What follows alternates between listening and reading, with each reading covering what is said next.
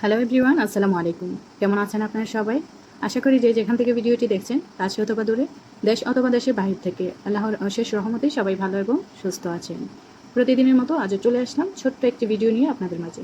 আশা করি ভিডিওটি ভালো লাগবে আর পুরাটা ভিডিও জুড়েই আমার সাথে থাকবেন। খুব সহজ এবং মজার একটা রেসিপি নিয়ে চলে এসেছি আপনাদের মাঝে আমি তাসলিমা, সৌদি আরব থেকে। আজকের রেসিপিটা হচ্ছে চিজি পাস্তা।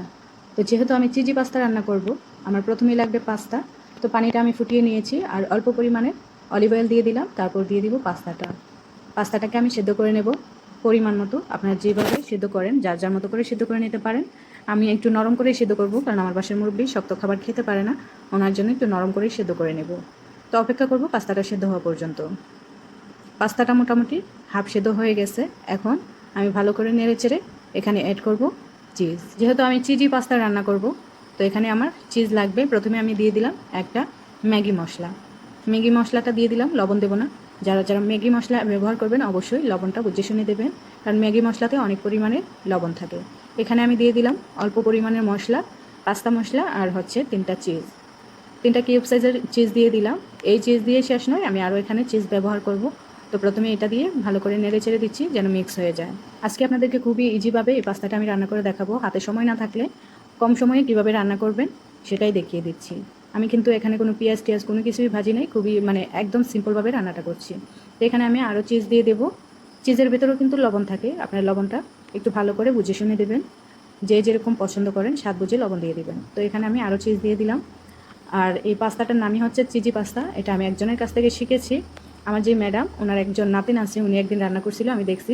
তারপর উনি রান্না করার পর আমি খাইছিলাম, আমার কাছে খুব ভালো লাগছে। তো আমি ভাবছিলাম যে একদিন যখন হাতে কাজ থাকবে, সময় থাকবে না, শর্টকাটে আমি এই পাস্তাটা রান্না করব। তাই আজকে চলে আসলাম রান্না করতে। তো চিজ দিয়ে আমি এখানে দিয়ে দিলাম একটু টমেটো পেস্ট। টমেটো পেস্টটা দেওয়ার পর কালারটা অনেক সুন্দর চলে আসবে, দেখবেন।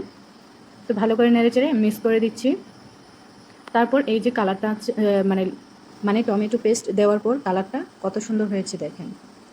আর কোনো কিছুই কিন্তু আমি ব্যবহার করি নাই, এটাই ছিল আমার পাস্তা রান্নার রেসিপি। আপনারা চাইলে যখন হাতে সময় থাকবে না, এভাবে পাস্তাটা রান্না করতে পারেন। আর বাচ্চারা তো খুব মজা করে খাবে এই পাস্তাটা। আর যতটা ইজিভাবে রান্না করছি খেতে, বিশ্বাস করবেন না, খুবই মজা হয়েছিল, খুবই মজা। আমার বাসার মুরব্বি বলছিল, উনি মনে করছে না জানি কী দিয়ে আমি এই পাস্তাটা রান্না করছি, এত মজা হয়েছে। কিন্তু এত শর্টকাটে এত কম সময়ে যে আমি রান্না করছি এত অল্প উপকরণ দিয়ে, উনি কিন্তু জানেই না। তারপর আমাকে বললো মাঝে মধ্যে এটা রান্না করবো, আমার কাছে খুবই ভালো লাগছে। তো দেখেন কালারটা কত সুন্দর হয়েছে, আর আমার রান্নাটাও শেষ হয়ে গেছে। তো আমি আবার যাই রান্না করি, আমার বাসার ম্যাডাম, ওনার নাতিন আছে উপরে, ওনাকে ডেকে আমাকে বলবে দিয়ে আসতে, নয়তো ওনাকে ডেকে নিয়ে আসবে খাওয়ার জন্য। আমার হাতে রান্না উনি খুবই পছন্দ করেন। আর আমরা বাঙালিরা তো একটু স্পাইসি খাবার পছন্দ করি। তো আমি মাঝে মধ্যে স্পাইসি খাবার রান্না করি, ওনার মেয়ে আবার নাতনি পছন্দ করে, ওনাকে ডেকে এনে খাওয়ায়, নয়তো আমি দিয়ে আসি। তো আজকেও একই অবস্থা। আমরা খাওয়া দাওয়া করার পর অনেকটা বেঁচে গেছিলো, আমাকে বলে দিয়ে আসো, তো আমি দিয়ে আসছিলাম। তো এই তো আমি আমার ম্যাডামকে বেড়ে দিয়ে আমি নিজেও খেয়ে নিচ্ছি। আপনাদের কাছে কেমন লাগলো রেসিপিটি অবশ্যই কমেন্ট করে জানাবেন। সবাই ভালো থাকবেন, সুস্থ থাকবেন। আল্লাহ হাফেজ।